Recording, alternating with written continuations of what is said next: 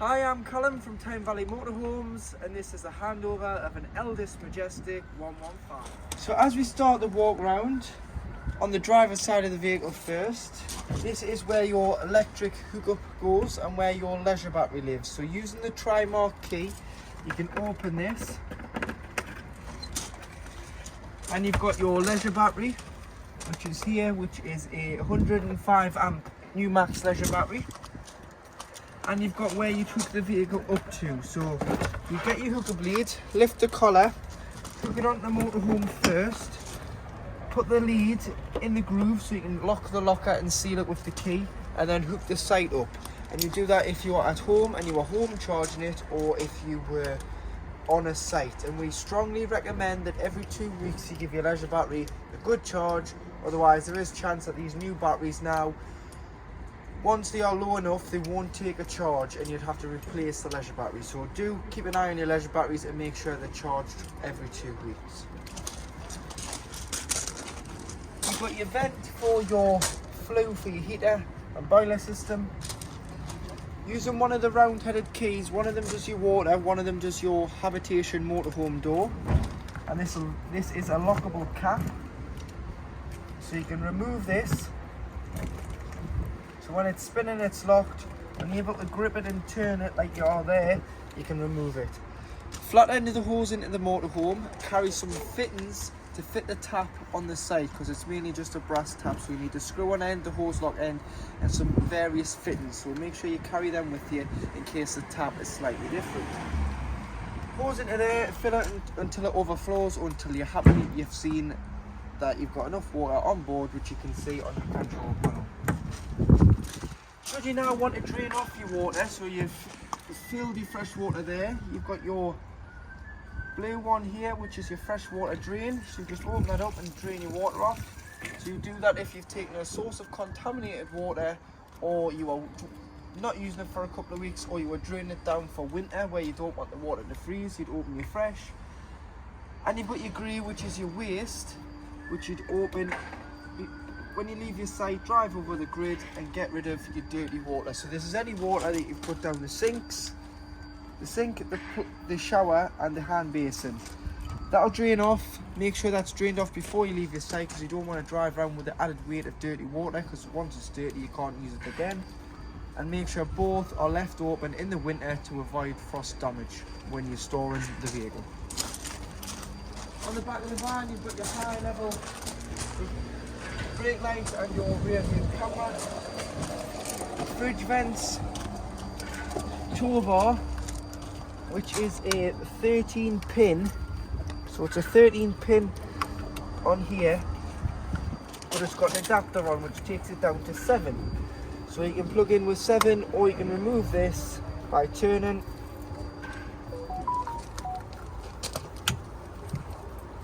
And you've got a 13 pin underneath.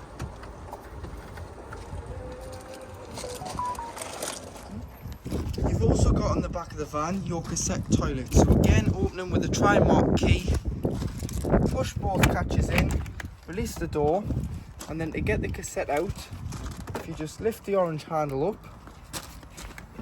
slide the cassette out of the vehicle, you can either drag it or carry it depending on how heavy it is, to your disposal point, which can normally be found next to your toilet block. And to empty, take the cap off, press the button when pouring, and pour the contents of the cassette out. So push the button in, pour the cassette out down the designated disposal point on site. There's normally a tap, so you put some water in here, give it a rinse, tip out again before going in with a cap full, which is 120 ml of chemical.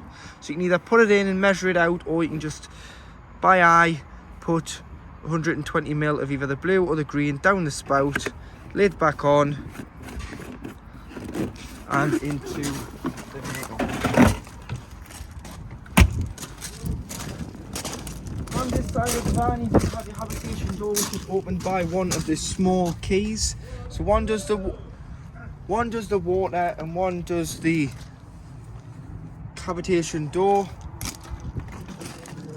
You've got your electric step here, so you can put that out when the engine's knocked off. When the engine is on, it won't come out.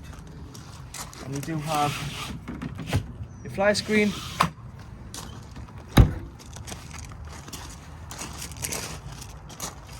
LPG locker, so this is a main important locker. So when you get your sight, one of the first two things you're going to do is hook it up and turn your gas on. So again, using the tri-mark key, you can open this lock. We've put our test bottle on, so you have to get your own bottles. It takes 2 6-kilogram propane bottles, not butane. The motorhome runs off propane, which has a much higher freezing point than butane. But to connect it to the cylinder, it's left to tighten, right to loosen. So opposite ways with it being gas, and it just hand tightens on the cylinder before turning the bottle on at the top. Always make sure that the bottle's strapped in and it's turned off before traveling, just so it's safer for you and other road users. Once one bottle's empty, unscrew the pigtail and screw it on to the spare bottle that you have in your gas locker. To fill the vehicle with diesel, main Peugeot key, lockable diesel cap. This unlocks it and you'll be able to put the fuel cap in there and fill with fuel. Tyre pressures can be found here. So you've got 5 bar, which is 72.3 psi, and 5.5 bar, which is 79.5 psi. If your tyre pressure lights do come on, blow them slightly by 1 psi or 2 psi, slightly over that. Take the vehicle for a run so it calibrates with the sensors and the light should go off. Toolkit, jackknip brace and a towing eye underneath the passenger seat, and underneath this hatch in the floor is where the main engine battery lives. Bonnet release is here.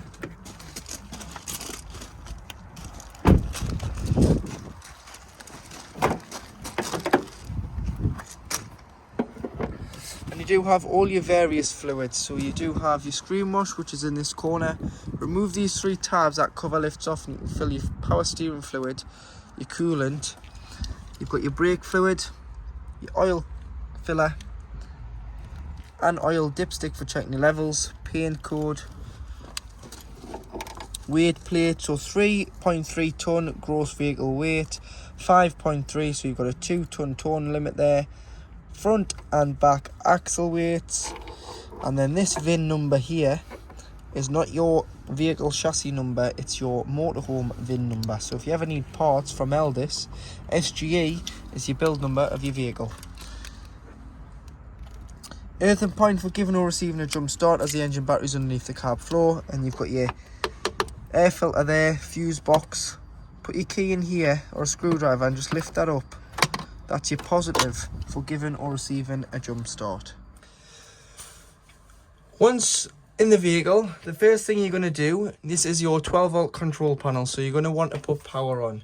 So the master switch here in the bottom left hand corner is your main 12 volt kill switch, so you need to turn that on, followed by turning your lights on, which are all then individually switched around the van, but that just sends the power to the switches. You can check your leisure battery reading at the top, or press and hold and it'll show your water reading, so that's full. So we've got a full tank of fresh water on board. Once you've checked your water, you can turn your pump on, and now you can pressurize the taps, toilet and shower. So turning your pump on, it'll give a pressurized flow to those sources. If you don't have that on, you'll just get whatever's left in the lines. So make sure your pump's on, but obviously don't turn it on if you don't have any water, because you could damage it. Burn the motor out because there's no water going through the pump.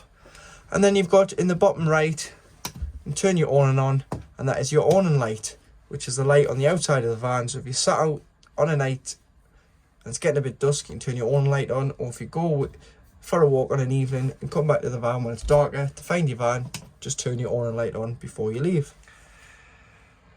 So these are your hot water and heating controls here.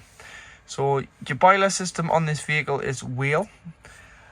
So starting off with the hot water, which is this switch here above the light switch, you can choose how you're heating your hot water. So you can either choose gas, which is off and on, making sure that you've got your bottle on and your gas supply is turned on, and it'll go green again in a few moments. So that's gas. which you'd use if you're wild camping to heat your water. If that for whatever reason did show red, to reset here you've just got to flick the switch up and down a few times. Turn it off, turn it on, turn it off, turn it on, and it'll reset after a few attempts. And you can see there it's gone green, which means it's heating your water on gas. And this side you've got your electric side. So if you're wild camping, you'd use gas. If you're on a site, don't bother wasting your gas, because you've paid your fees for their electric, so use it. And you can either have it off on the O. One wavy line is 1 kilowatt of power, which is 750 watts of mains 240 volt. And 2 wiggly lines is 2 kilowatts, which is 1500 watts of mains power. So normally on a site you go to the bigger amperage 2, unless you're on a smaller CL site or abroad on an air. They're not as generous with their electricity, so you may have to use 1 kilowatt. And it also depends on what else you're running at the same time. So don't overload the vehicle. So don't bother having this on 2 kilowatts, the microwave going, the mains kettle going, because you may trip the van. If you do so, you may have to just turn it down to 1 kilowatt when you're using other appliances. Here you have your room temperature, so you can select your room temperature. Highest it'll be is 30 degrees. And then what source you want to use. So starting off on the O, you've got off, 750 watts of mains electric, 1500 watts of mains electric, so you've got 1 and 2 kilowatts. And then you've also got 3, which is 3000 watts of mains power, which you'd use if you were on a site. So you'd use any of those if you're on a site. If you're using 3 kilowatts in a trips, you may just have to turn it down, like I've already mentioned. Fan, which just circulates the heat around the vehicle, so it's not heating it, it's just recirculating the air. Or you've got gas on the bottom, which is the gas flame. So again, making sure you've got gas on board and the gas bottle is open. You'll be able to heat your vehicle if you're wild camping off gas. If you're on a site, use 2 kilowatts or 3, depending on if you've got a 12 or 16 amp feed from the site. So to operate this type of fridge, which is a Dometic fridge, which is a manual 3-source selector fridge, you've got off on the top. So if you were parking and leaving the van, you turn your fridge off. Got a picture of a plug, which is mains hookup. So if you're at home or on a site, you can put it on to hook up to chill and to keep your shopping nice and fresh. If you've chilled it at home and you're now ready to travel, or you're travelling from site to site and it's been on either gas or electric and it's down to temperature, what you can do is when you're travelling you can put on a battery mode, which is a feed off the engine alternator when the engine is physically running, and it'll keep all your shopping nice and fresh inside the fridge by maintaining the temperature. So it'll just keep it at the same temperature. It'll not get any cooler, it'll not get any warmer, but it'll maintain the temperature that it was physically at when departing, and keep it at that until you arrive on site or wild camp and put up onto gas. So it acts like a giant cool box basically. And then if you were wild camping, you can go down to gas, which is the bottom one. This orange band needs to go into the green, but to do so you need to, this is your temperature, so you can adjust that to suit. Push that in with the piezo ignition.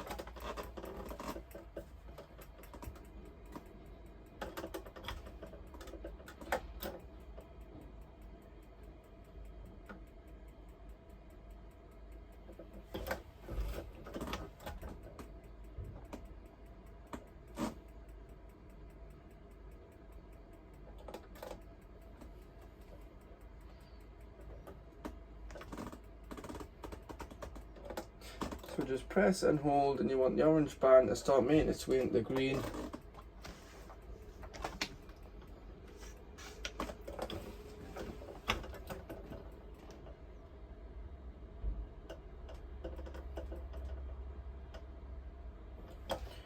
And once it's in the green, there you are, that sounds about right. It is lit.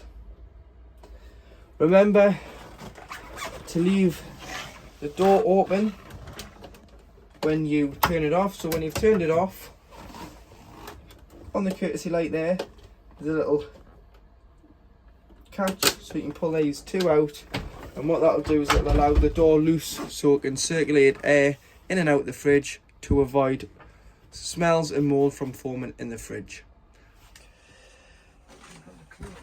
At the top there you do have your hob, so you've got 3 gas burners. So press the piezo ignition on the front of the Fetford oven and you'll be able to light your burners. Got one there.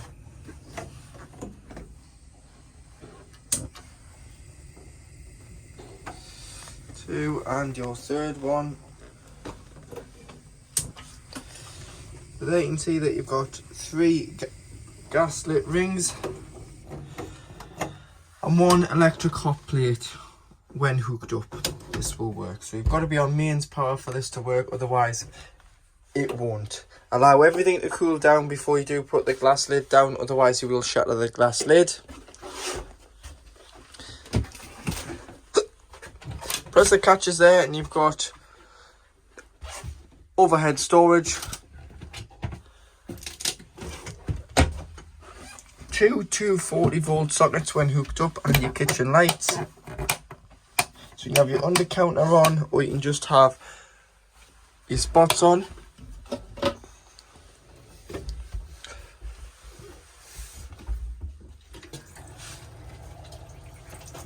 Making sure the pump's on, you get a pressurised flow of water. And that water there is starting to get up the temperature. On your oven, you've got a grill and an oven.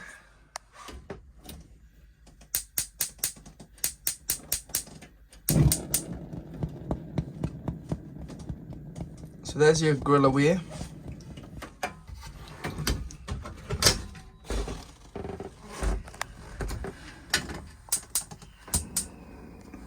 And underneath you've got your oven.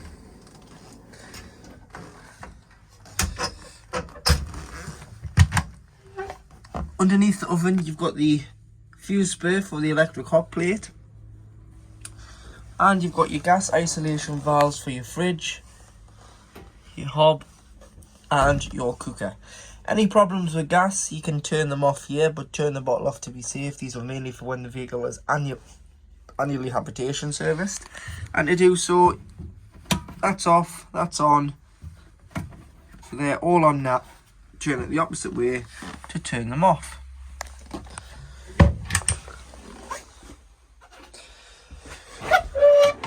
Worktop extension. Plugs are in there, and you've got some storage in the cupboard below. To lock your door, you just flick it up to the red. As soon as you go for the handle, it opens. Give it a good shut and then flick it back down, and that is locked. To operate your microwave, which is an 800 watt mains power microwave, so you've got to be hooked up for this to work. You press eco here to wake it up, and this will illuminate, and then you can press here and it goes up in 30-second increments, and then you've got your stop and your cancel there. Now in the washroom, to operate the toilet, ensuring that the pump's turned on your control panel. Pressing the blue button at the back of the toilet gives you a freshwater flush. If you put a small amount of flush in before you use the toilet, and then before you use it, on the bottom there's a lever here. So slide it, and someone's happily marked this toilet up for you. So slide it up, opens the blade, use the toilet, give it a good flush after use, and then slide the blade back to the sea, and it closes the toilet off. You've got to make sure it's closed off, because when the toilet indicates that it's full, which it will with 3 green lights underneath the diagram of the cassette here, if it was to be opened, it won't come out the side of the back of the motorhome. It's got to be closed to disengage the mechanism before you allow it'll come out and be emptied. Toilet roll holder, towel holder, toiletry cabinet here. Shower screen covers your toilet when showering, and your shower head is up here. When winterizing, it's always a good idea to just unscrew the shower head from this hose and lie the hose in the shower tray, with all your mixer taps throughout the van left in the open position. And you've also got a hand basin,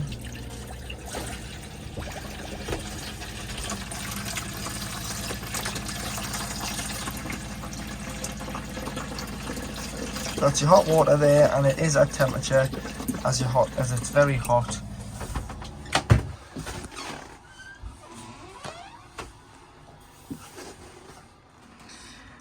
Underneath your wardrobe in the cupboard, this is your boiler.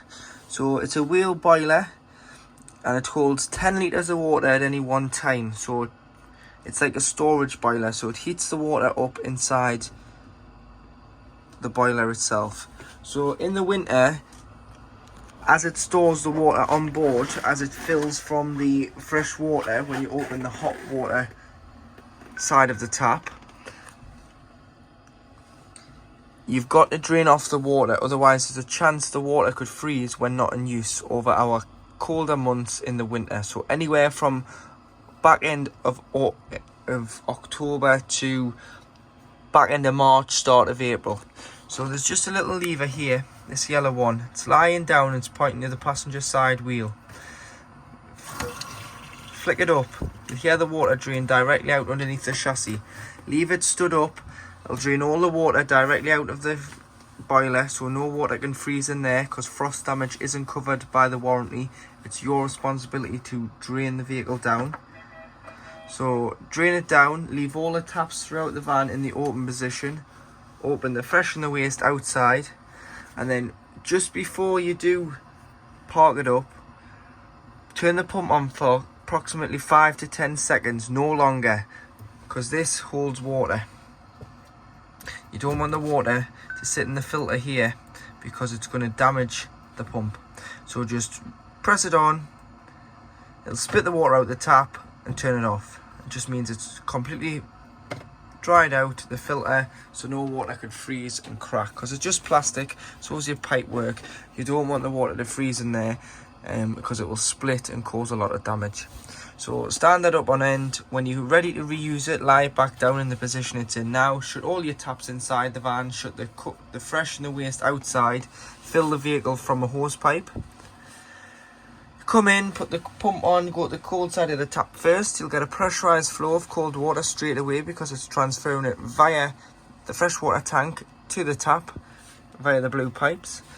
Once it starts to go to the hot side of the tap, it's starting to transfer the water from the tank underneath the van into here. So it's going to fill this up until you get a pressurised flow out the tap, then your system is primed. Do all the taps though, as it will prime every pipeline. Underneath your bench seat, just behind the driver's seat, is the location of your fuse board. So you've got all your trips on mains electric. So if anything trips out, try here before you try your main site. If you think the vehicle isn't receiving power, the best way to check is by tripping it with your RCD. If it trips like it has there, you are receiving power. If it doesn't, then you're not receiving power. So it could be the hookah bleed, or it could be where you're getting the electricity from. And then on the bottom, you've got all your 12 volt fuses, which are listed here.